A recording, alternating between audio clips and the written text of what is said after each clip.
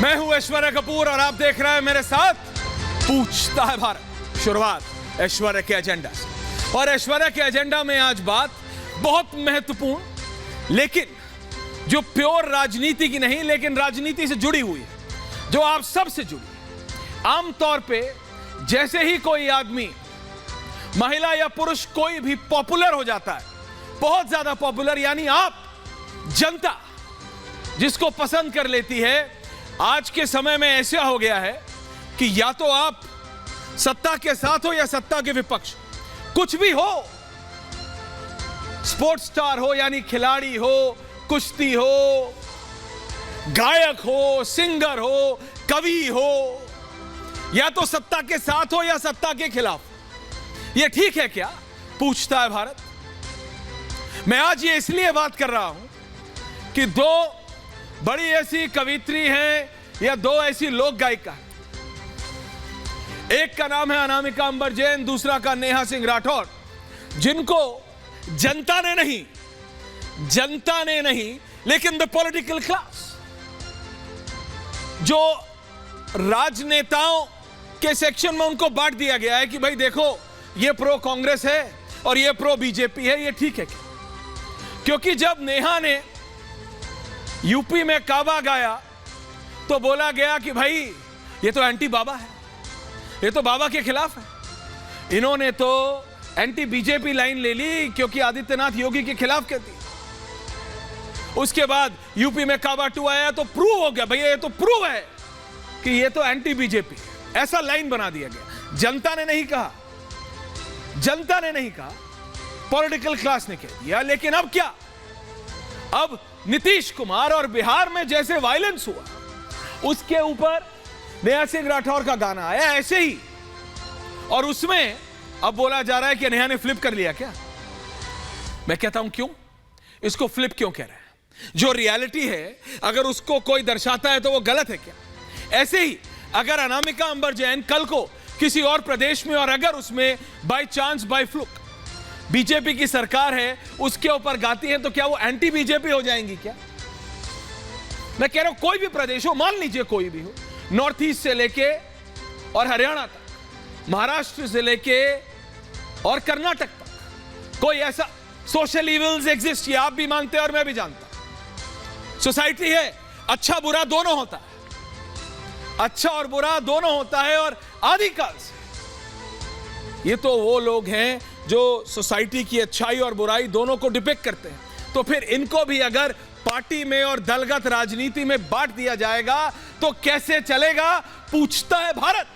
मैं आपसे पूछ रहा हूं जनता, आपको भी अब सोचना पड़ेगा कि अगर राजनेता हमारे गायकों को, हमारे कवियों को, हमारी कवित्रियों ऐसे बांट देंगे कि अगर एक कविता इधर गा दी तो ये इधर की हो गई, एक कविता इधर की गा दी तो वो उधर की हो गई, तो कैसे चलेगा?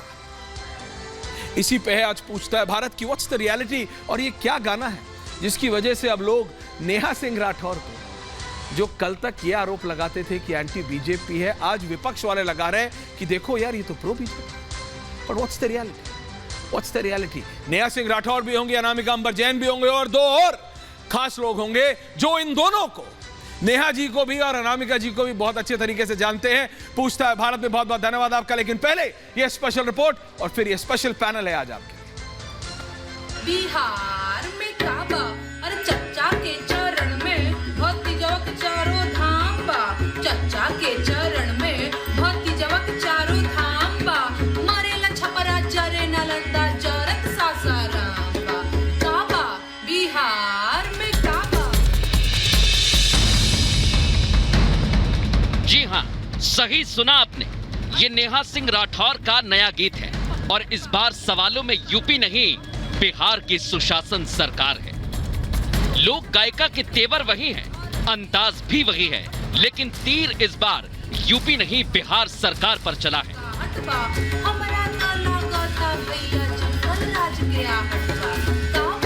बिहार में काबा। नेहा का ये गीत बिहार के मौजूदा हालात पर व्यंग है। नेहा सिंह राठौर यूपी में काबा गीत गाकर सुर्खियों में आई थी। कल अख्तर के बाज 62 कल हो गर्मी मिजाज बा अधिकारी भइले पे लगा मनमानी के रिवाज बा काबा यूपी में काबा। अरे इस गाने के बाद लोक गायिका पर बीजेपी विरोध का तमगा लग गया। इसके बावजूद उन्होंने यूपी में काबा सीजन 2 गाकर कानपुर की घटना पर सवाल उठा दिए थे, जिसके बाद यूपी पुलिस ने नेहा को नोटिस थमा दिया। हालांकि नेहा तब भी डिगी नहीं, लोकगीतों के जरिए सरकार से सवाल पूछने का अपना कर्तव्य निभाती रही।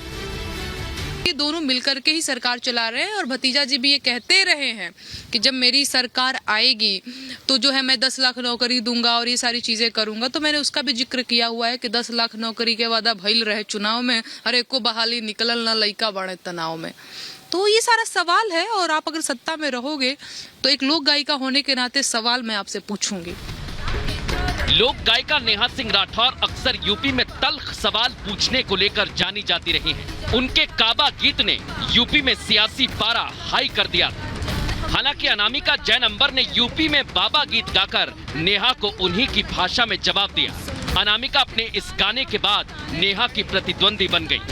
दोनों ही गायिकाओं को अलग अलग मंचों पर आमने सामने देखा गया।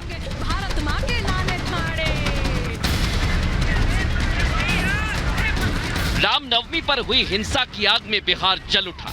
शोभा यात्रा पर पत्थरबाजी का तांडव मचाया गया। इस वारदात के बाद से कई लोग लापता हैं, लेकिन मुख्यमंत्री नीतीश कुमार उनकी खोजबीन के बजाय दावतों में व्यस्त हैं। बिहार का ऐसा हाल देखकर किसी भी कवि या लोक गायक की कलम तलवार में बदल जाएगी। नेहा सिंह राठौर ने भी वही किया और बिहार में काबा सीजन 2 गाकर सुशासन बाबू से सवालों की झड़ी लगा दी। बुलडोजर से रौंदत दीक्षित के घर वाए आज, अरे ही बुलडोजरवा पे बाबा के नाच बा काबा यूपी में काबा। काशी न्यारी न्यारी कर दई दुनिया भर पे भारी कर दई, जो श्रद्धा पे कर्ज चढ़ो तो चुकता सभी उधारी कर दई। और झूम रही है ज्ञान बापी, झूम रही है ज्ञान बापी, खुश हैं अपने नंदी बाबा काय के यूपी में बाबा है, यूपी में बाबा। देश में रामनवमी और हनुमान जयंती पर युद्ध जैसे हालात बने रहे। तनाव को देखते हुए सुरक्षा एजेंसियां पूरी तरह अलर्ट रही। ऐसे हालात में लोक गायकों और कवियों की जिम्मेदारी और बढ़ जाती है। उनके गायन का उद्देश्य सरकार को जागरूक कर समाज में शांति स्थापित करना होना चाहिए। क्या इसी वजह से नेहा सिंह राठौर ने सुशासन बाबू की नींद तोड़ने की कोशिश की, या फिर यूपी पुलिस की नोटिस के बाद नेहा ने अपना स्टैंड बदल लिया, या फिर वाकई बिहार में चाचा भतीजे की सरकार हर मोर्चे पर फेल हो रही है? पूछता है भारत।